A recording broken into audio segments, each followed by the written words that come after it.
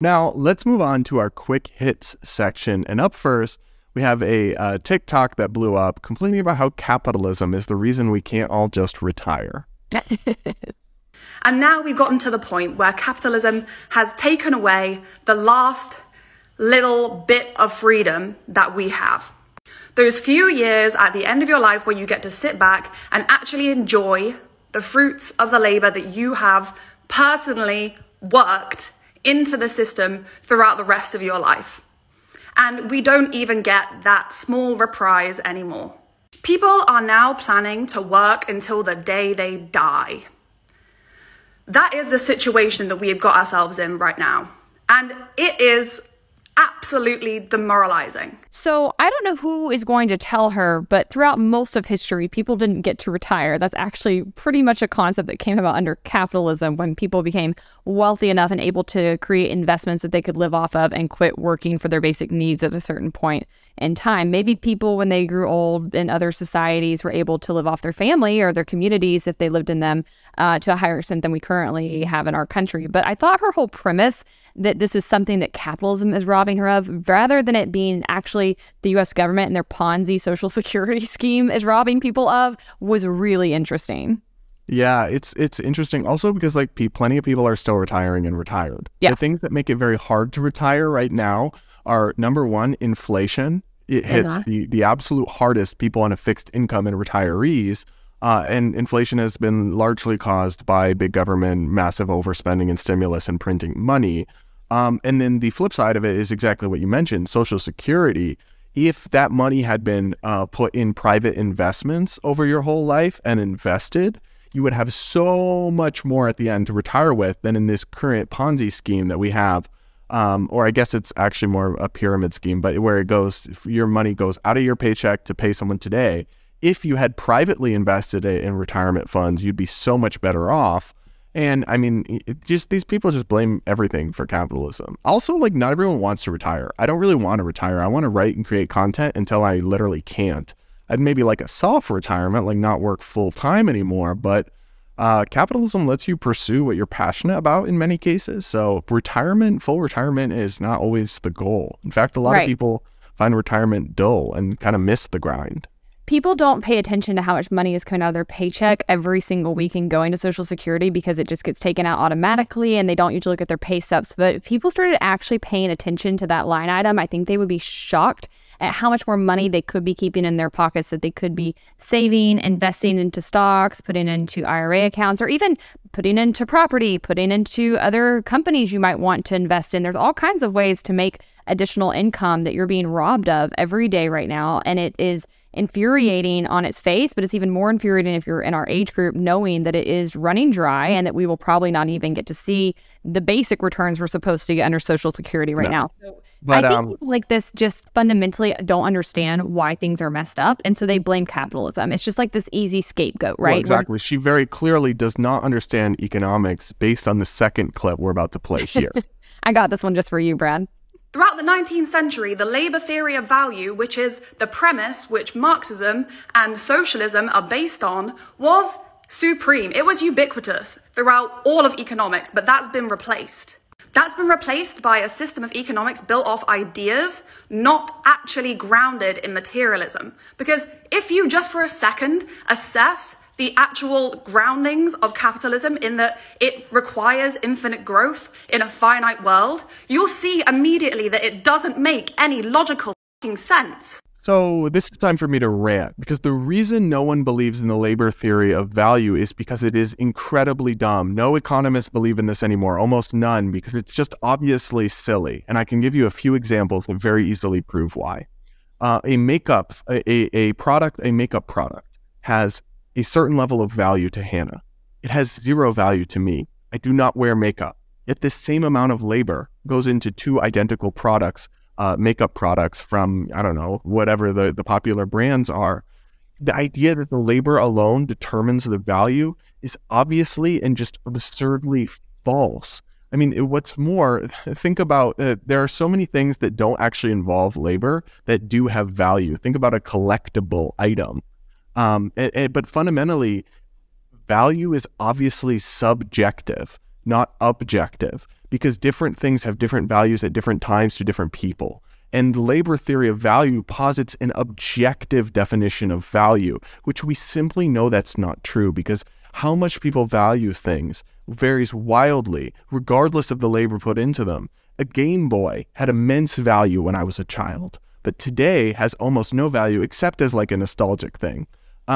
Even though it would require the same or maybe less actually labor to create today, but not because of the labor, because the product is in different demand, because there's new video games that's so much more advanced. Think about like a 10-year span where there's a horse and buggy and then cars are introduced. In that 10-year span, the amount of labor required to build a horse and buggy hasn't changed that much, but the value has enormously, because now people want cars, right? It's just obviously not true. And then the idea that capitalism doesn't make sense because we live in a finite world misunderstands the basics of free market economics, which is all about how we allocate scarce resources.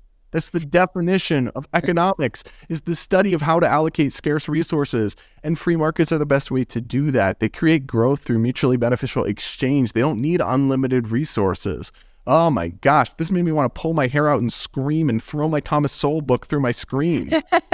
She made so many missteps in her rant right here, but I agree. The first problem is that these people always overestimate the value of their own labor, right? They absolutely think that they should get equivalent pay to people who start the companies that they work for people who run the companies at the top, the CEO, and they say, you know, we're the ones actually making the product, so our labor is what should count more. We should get paid just as much.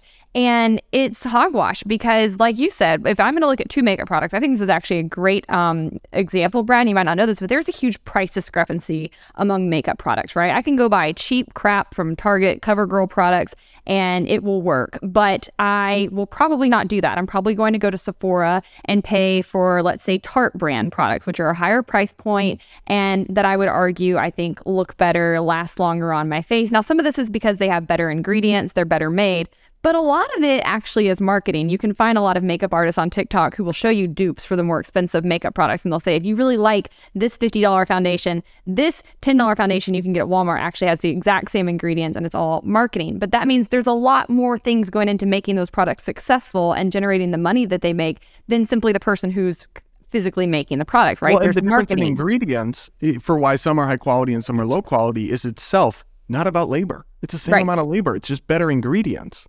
Better ingredients, better marketing, better placement. Usually somebody at the top who has better connections to get better store placement. All of these things matter in making a successful product. So they fundamentally misunderstand what makes something worth or have value. And they always, I think, overstate their own importance in creating that value. If you're actually creating something very valuable, guess what? Likely you will be paid very well for it, because having things of value is a scarcity that people will pay more. If you are really good at the labor that you do, people will pay you more for it because the end product will be worth more. So I think that is a huge miscalculation. And then I agree that she completely misrepresents what capitalism is, that it requires infinite growth with finite resources. These people always act like we live in this fixed pie. Like they genuinely, I think there's $100 billion out there and that's all there ever will be, and it needs to be allocated across all people equally because that's all there is. And really, wealth and value are not fixed pies whatsoever. We do have finite resources, scarce resources, and so because of that, we do need a free market system to ensure that those are used efficiently. But I think she just doesn't understand like the system she's trying to critique. And this is one of my big problems with the whole anti-capitalist movement, is very rarely do I find somebody critiquing capitalism on grounds that actually make any concrete sense. The only real thing in this world is labor. The only real thing in this world is the added value which we can put into something by putting our literal life force into it. Everything else doesn't have real value. It's just value which we've given it through our belief. And that is the way that the whole of capitalism functions. It's just a belief system.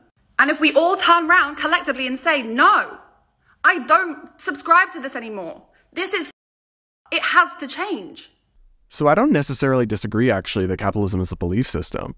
It's just a really good one, and with a much better track record than all the others. And I think the idea that labor is the only thing that goes into something just simply is not true. I mean, anybody who's run or created or started a business can tell you that a business is more than the sum of its parts, right? There's somebody has to have ideas. Someone has to produce capital for investments. Someone has to navigate, you know, all the regulations and rules and the planning and the management. There's a lot more than just labor that goes into any product. That's absolutely correct. I, again, think she just fundamentally doesn't understand what creates value and what all goes into making something. And this is why I wish a lot of these people that hold these ideas would actually have to apprentice and like look into running a business themselves, because I think they have no clue what it takes to get something off the ground and to make it successful. And so they, again, vastly overestimate their own input and diminish what goes on behind the scenes and a lot of the hustle and grit and grind it takes to be a business owner, because it's actually really hard to be a business owner in this country. There's, as you and I have recently figured out behind the scenes with Bates Politics, there are so many freaking loopholes and taxes and filings and just little gotchas along the way that the government puts there. It's frankly terrifying running a business. It takes a lot of effort, even if you're fundraising or you're trying to generate profits. Either way, it takes a lot of work behind the scenes, and often the people who create the businesses are doing so at a loss for some time. They're the ones taking the risk financially, and it's usually their, you know, ideas that are being sold or their products that are being sold. So it really is just completely delusional to have this standpoint. But I also think it's ridiculous to say you can just not believe in it. It's like, okay, you can choose to bury your head in the sand and say that I think the world should be different than the way it is. But I think capitalism is a system that looks at the nature of people. It looks at the fact that there are finite resources, and it's kind of the grown-up in the room that says, you know what, this is the best way for people to get along, to lift the most people out of poverty, to have the most opportunity, and to ensure that people are able to succeed based on their merits, and that is a healthy way to structure a society. You don't have to like that reality. I understand why somebody who doesn't want to work very hard, or somebody who isn't as creative or talented or what have you, would maybe dislike the system and want something else. But simply not liking it and choosing to think it's a bad system does not escape you from the realities that capitalism adheres to, and that's why these other systems fail. I would say, again, we renew our invitation to buy you a one-way ticket to a non-capitalist country of your choice. Just let us know, girl. We'll let you know.